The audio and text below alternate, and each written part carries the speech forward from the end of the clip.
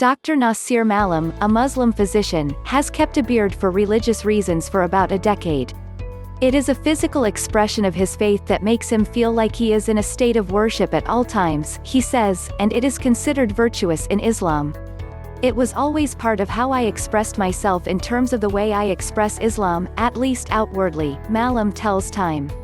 But as a healthcare worker on the front lines of the coronavirus outbreak in New York City, Malam shaved off his facial hair last month, leaving only a slight mustache so he could properly use the personal protective equipment needed to be worn while treating COVID-19 patients in his hospital. Being without his beard wasn't how Malam expected to start the holy month. Ramadan, during which many Muslims refrain from food and water from dawn until sunset, starts on Thursday evening and continues through May 23. This year will be a Ramadan like no other for the 1.8 billion Muslims globally, of about which 3.45 million live in the US. For many, there will be no nightly prayers at the mosque, no breaking fasts in the evening at the homes of friends and family, and no large congregational prayers to celebrate Eid and mark the end of the month. Many mosques around the world are closed. Indonesia, which has the world's largest Muslim population, has banned an annual exodus that involves city dwellers returning home to villages across the country, and Saudi Arabia has cancelled the annual Hajj pilgrimage, which would normally see millions gather at some of the most holy Islamic sites. Social distancing and isolation run counter to the very essence of Ramadan, which emphasizes community, a time to make new friends, as well as reconnect with loved ones.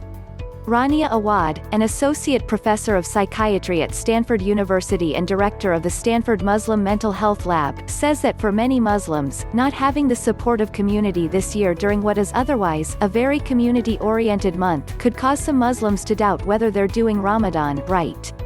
This feeling of "I'm going to fail at Ramadan because I'm so restless, I'm so scared, I have so many anxieties that I can't sit on a prayer mat and surrender to God. Is there something wrong with me because I can't pray and feel better?" are the thoughts that can come up for some people, says Rabi Fateh, an international trauma expert and therapist who works with many Muslim clients.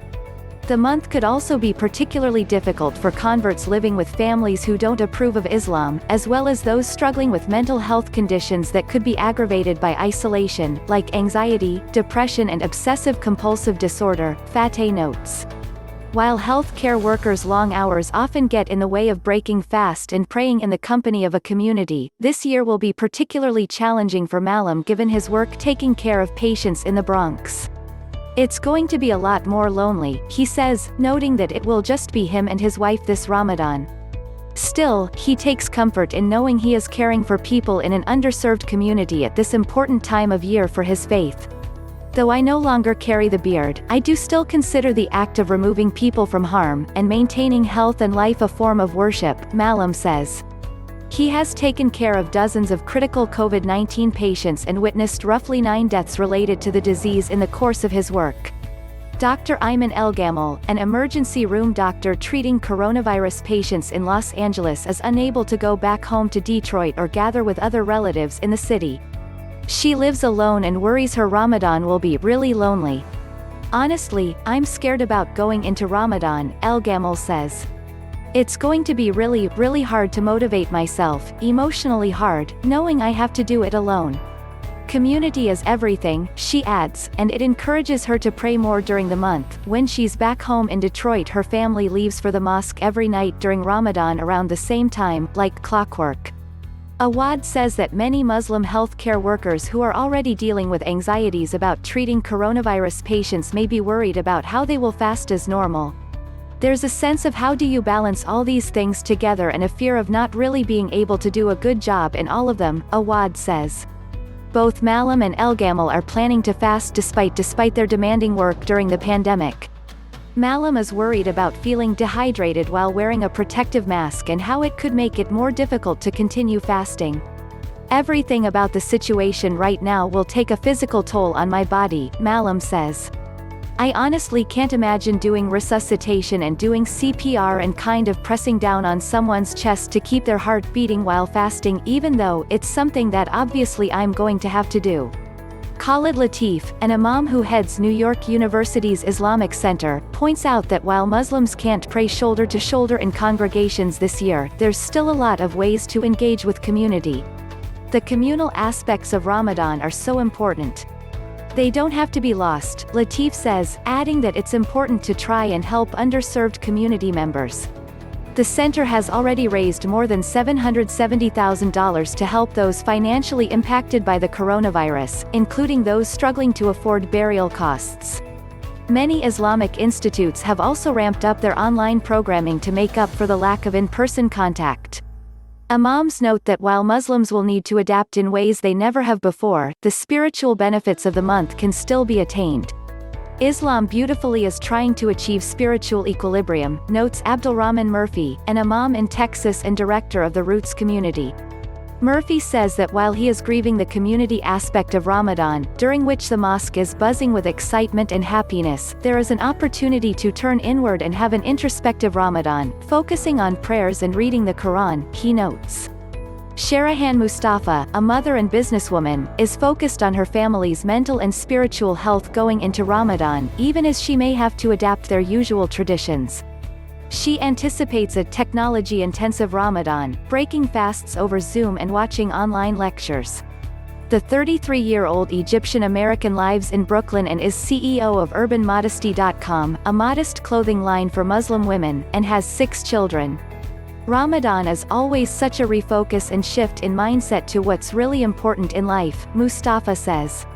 During Ramadan, Mustafa and her husband would typically go pray at a nearby mosque with their 2 eldest kids. They're disappointed. They can't understand why we can't go, Mustafa says.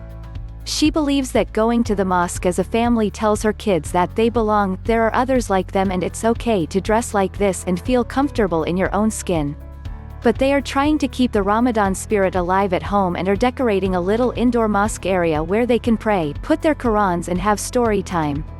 Parvez Ahmed, a 35-year-old director at a realty firm who was born and raised in New York, has been fasting since he was 7 or 8 years old. He has never known a Ramadan without a mosque. He lives with his 4-year-old son and wife, who is expecting their second child in about a month. He recalls as a child his elder family members dragging him to the mosque. Now, 20-something years later, here I am, trying to embed that in my son, Ahmed says.